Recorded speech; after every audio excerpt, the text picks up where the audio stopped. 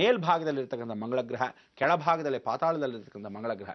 ಪಾತಾಳದಿರೋ ಮಂಗಳ ಗ್ರಹನ ಯಾರು ಪೂಜೆ ಮಾಡ್ತಾರೋ ಮಂಗಳವಾರದ ದಿವಸ ಅಥವಾ ಯಾವುದೇ ಒಂದು ರಾಹುಕಾಲದ ದಿವಸ, ಭಾನುವಾರವಾದರೂ ಸರಿ, ಸೋಮವಾರವೂ ಸರಿ, ಮಂಗಳವಾರವೂ ಸರಿ, ಬುಧವಾರ ಸರಿ, ಅಂದರೆ ವಾರಗಳಲ್ಲಿ ಯಾವುದಾದ್ರೂ ರಾಹುಕಾಲದಲ್ಲಿ ಪೂಜೆ ಮಾಡಬೇಕು. ಇಂಥ ಒಂದು ಸಂಕ್ಷಿಪ್ತ ಕಾಲದಲ್ಲಿ ಭಾಳ ಚೆನ್ನಾಗಿರ್ತಕ್ಕಂಥ ಒಂದು ಸಂಕೀರ್ಣ ನಾವುಗಳು ಸೂರ್ಯನ ಕಾಂತಿ ಬರುತ್ತೆ, ಆರೋಗ್ಯವನ್ನು ಪಡಿತೀವಿ, ಕ್ಷಿಪ್ರಾ ನದಿ ಹರಿಯುತ್ತೆ, ಜೀವನದಲ್ಲಿ ಚಂದ್ರ ದೋಷ ಹೋಗುತ್ತೆ, ತದನಂತರ ಅಂಗಾರಕನಾಗಿರ್ತಕ್ಕಂಥ ಕುಜ ದೋಷ, ಆ ಮಂಗಳ ದೋಷ, ಎಲ್ಲ ರೀತಿಯಾದ ದೋಷಗಳು ಪರಿವರ್ತನೆ ಆಗುತ್ತೆ. ಇನ್ನು ಇಂದ್ರನ ಪಟ್ಟ, ರಾಜ್ಯ ಪಟ್ಟ, ರಾಜ್ಯ ಅಭಿಷೇಕ ಎಲ್ಲವೂ ಸಿಗತ್ತೆ. ಅಂದರೆ ಸ್ಥಾನ ಮಾನ ಗೌರವ ಎಲ್ಲವೂ ಸಿಗುತ್ತೆ. ಈ ಮೂರೂ ಜನ ಏಕಕಾಲಕ್ಕೆ ಸ್ಪರ್ಶ ಮಾಡಿರ್ತಕ್ಕಂತಹ ಭೂಮಿ ಇನ್ಯಾವುದೂ ಅಲ್ಲ, ವಿಕ್ರಮಾದಿತ್ಯನ ಆಸ್ಥಾನ ಅವಂತಿಕಾ ನಗರಿ, ಇಂದಿನ ಉಜ್ಜಯಿನಿ ಮಹಾಕಾಳೇಶ್ವರ ದೇವಸ್ಥಾನ ಕ್ಷೇತ್ರ. ಧನುರ್ಮಾಸದ ನಂತರ ನಾವು ಕಾಲಿಡ್ತಾ ಇರೋದು ಉತ್ತರಾಯಣ ಪುಣ್ಯಕಾಲ. ಈ ಉತ್ತರಾಯಣ ಪುಣ್ಯಕಾಲಕ್ಕೆ ಇಷ್ಟೆಲ್ಲ ಸಂಕ್ಷಿಪ್ತ ವಾತಾವರಣನ ಸುತ್ತಕೊಂಡು ಆ ಮಂಗಾಳಕ ದೋಷವನ್ನು ಕ್ಷಿಪ್ರಾ ನದಿ. ಕ್ಷಿಪ್ರಾ ನದಿಯಲ್ಲಿ ಏನು ವಿಶೇಷ ಅಂದರೆ ಇದನ್ನು ಏನು ಹೇಳ್ತೀವಿ, ಅಮೃತ ಕಲಶ ಅಂತ ಕರಿತೀವಿ. ಯಾರು ಇಲ್ಲಿ ಕ್ಷಿಪ್ರಾ ನದಿಯಲ್ಲಿ ಸ್ನಾನ ಮಾಡ್ತಾರೋ ಮೋಕ್ಷ. ಅಂದರೆ ಏನು ಮೋಕ್ಷ? ಚರ್ಮವ್ಯಾಧಿಗೆ ಮೋಕ್ಷ, ದೇಹದಲ್ಲಿರ್ತಕ್ಕಂಥ ರೋಗಗಳಿಗೆ ಮೋಕ್ಷ, ದೇಹದಲ್ಲಿರ್ತಕ್ಕಂಥ ಕಾಂತಿಗಳಂದರೆ ಕಣ್ಣಲ್ಲಿ ಇಲ್ಲದೇ ಇರ್ತಕ್ಕಂಥ ಕಾಂತಿಗಳು, ದೇಹದಲ್ಲಿ ಇಲ್ಲದೇ ಇರ್ತಕ್ಕಂಥ ಕಾಂತಿಗಳನ್ನು ಮೋಕ್ಷ ಪೂರ್ಣವಾಗಿ ಕೊಡ್ತಕ್ಕಂಥ ವಿಚಾರ.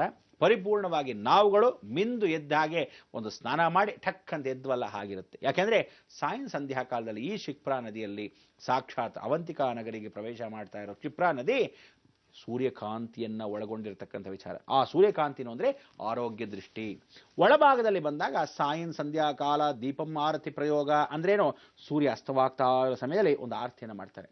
ಈ ಆರತಿಗೆ 1, 2, 3, 4 ಅಂತ 5 ಲಕ್ಷ ಜನಗಳು ವೀಕ್ಷಣೆಯಲ್ಲಿರ್ತಾರೆ. ಆ ಭಾಗದಲ್ಲಿ ಯಾರು ವಿಶ್ವಕ್ಸೇನನ ಸ್ವರೂಪದಲ್ಲಿರ್ತಕ್ಕಂಥ ವಿಷ್ಣು ಪೂಜೆ ಮಾಡೋರು, ಈ ಕಡೆ ಭಾಗದಲ್ಲಿ ಶಿವ ಪೂಜೆ ಮಾಡೋರು, ಅವರಿಗೆ ಘೋರ ಯುದ್ಧ ಕಾಲ. ಇಲ್ಲಿ ಮಂಗಳ ಗ್ರಹ ಬಂದು ಸ್ನಾನ ಮಾಡೋದ್ರಿಂದ ಇವತ್ತಿಗೂ ಆ ಯುದ್ಧ ನಡೀತಾನೆ ಇರುತ್ತೆ. ಅದಕ್ಕೆ ಇವ್ರನ್ನೆಲ್ಲ ಏನು ಹೇಳ್ತೀವಿ, ನಾವುಗಳು ಪೂರ್ತಿಯಾಗಿ ಅಘೋರಿಗಳು ಅಂತ ಈ ಕಡೆ ಭಾಗ ಕಳ್ತೀವಿ. ಆ ಕಡೆ ಈಶ್ವರನ ಪೂಜೆ ಮಾಡ್ತಕ್ಕಂಥವ್ರು ಬಹಳ ಜನ ಶಿವಭಕ್ತರು. ಅಂದರೆ ಆ ಶಿವಭಕ್ತರಾಗಿರ್ತಕ್ಕಂಥವ್ರು ನಾವುಗಳು ಎಲ್ಲ ಧನ ಮಾಂಸ, ಹೆಣದ ಮಾಂಸ ಎಲ್ಲ ತಿನ್ನಕ್ಕೆ ಹೋಗಲ್ಲ. ಅವರು ಸ್ವತಃ ಮನುಷ್ಯ ಸ್ವರೂಪೇಣ ಶೀಘ್ರಂ ಕಾರ್ಯಂ ಲಭ್ಯತೆ. ಅಂದರೆ ಮನುಷ್ಯರನ್ನೇ ಸಾಯಿಸಿ ತಿಂತಾರ ಅನ್ನೋದು ಕೂಡ ಎಷ್ಟೋ ಜನಕ್ಕೆ ಸಂಕೇತವಾಗಿದೆ. ಇದನ್ನೆಲ್ಲ ತೋರ್ಕೊಡ್ಸಕ್ಕೆ, ನಿಮಗೆ ಆ ಕ್ಷೇತ್ರದ ಮಹಿಮೆ ವಿಚಾರ ತಿಳಿಸಕ್ಕೆ ಈ ಮಂಗಳನು 4 ಕ್ಷೇತ್ರದಲ್ಲಿ ಸ್ನಾನ ಮಾಡಿದೆ. ಅದಕ್ಕೆ ಸೂರ್ಯನ ಕಿರಣಗಳು 4, ಅದಾದ ಮೇಲೆ ಇಂದ್ರನ 4 ಪಟ್ಟ ಮಹರ್ಷಿಗಳಾಗಿರ್ತಕ್ಕಂಥವ್ರು 4 ಜನ. ಈ 4ಕ್ಕೆ ನಮಗೆ 4 ವೇದಗಳು, ಈ 4ಕ್ಕೆ ಜೀವನದ 4 ಚಕ್ರಗಳು.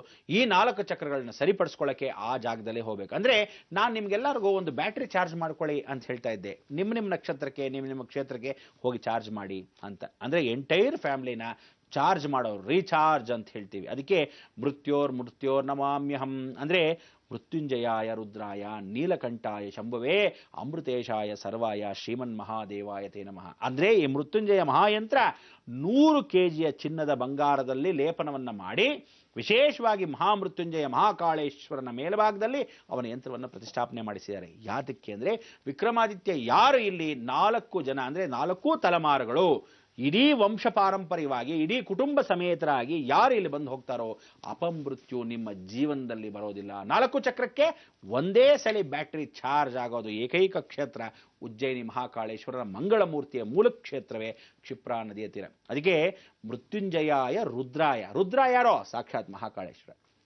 ಅದಕ್ಕೋಸ್ಕರ ಮೃತ್ಯುಂಜಯ ಅಂದರೆ ಮೃತ್ಯುನ ದಾಟಬೇಕು. ಇದು ಯಾವಾಗ ದಾಟಬೇಕು? 59 ವರ್ಷ ಒಬ್ಬ ಮನುಷ್ಯನಿಗೆ ಗಂಡನಿಗೆ ಆಗ್ತಾ ಇರುತ್ತೆ. ಆ ಸಮಯದಲ್ಲಿ ಸೃಷ್ಟಾಬ್ದಿ ಪೂರ್ತಿ ಅಂದರೆ 61 ಬಿದ್ದಾಗ. ಅದಕ್ಕೆ ಪ್ರತಿಯೊಬ್ಬರಿಗೂ ಹಾರ್ಟ್ ಅಟ್ಯಾಕ್ ಆಗುವಾಗ ಹಾರ್ಟ್ ಅಟ್ಯಾಕ್ ಮೊದಲು ಅಂತೀವಿ. ಯಾತಕ್ಕೆ ಅಂದರೆ ಹಾರ್ಟ್ ಅನ್ನೋದು ಸೂರ್ಯ. ಆ ಸೂರ್ಯನು ಸರಿ ಇಲ್ಲದೆ ಇದ್ದಾಗ ಹಾರ್ಟಲ್ಲಿ ಹೋಲ್ ಬರೋದಾಗ್ಲಿ, ಹಾರ್ಟಲ್ಲಿ ರಂಧ್ರಗಳಿರೋದಾಗ್ಲಿ, ಹಾರ್ಟಲ್ಲಿರ್ತಕ್ಕಂಥ ಆರ್ಟರೀಸ್ ಆಗಲಿ ಎಲ್ಲವೂ ಕಾರಣ ಯಾರೋ?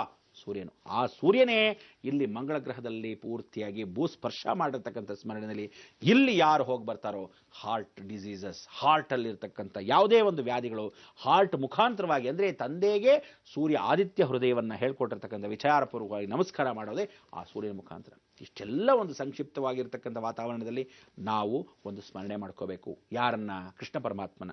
ಈ ಕೃಷ್ಣ ಪರಮಾತ್ಮ ಚಂದ್ರ ಸೂರ್ಯ ಇಬ್ಬರೂ ಬಂದಿರತಕ್ಕಂಥ ವಿಚಾರ. ಇಲ್ಲಿ ಅಮಾವಾಸ್ಯೆ ಶ್ರೇಷ್ಠ. ಏನದು ಶ್ರೇಷ್ಠತೆ? 4 ಕಾಲಚಕ್ರಗಳು. ಆ ಕಾಲಚಕ್ರಗಳು ಸೂರ್ಯನ ಮುಖಾಂತರ ಯಾರು? ಅಷ್ಟದಿಕ್ಪಾಗಳ ಮುಖಾಂತರವಾಗಿ ಬಂದಿರತಕ್ಕಂಥ 4 ದಿಕ್ಕುಗಳು ಯಾವುದು?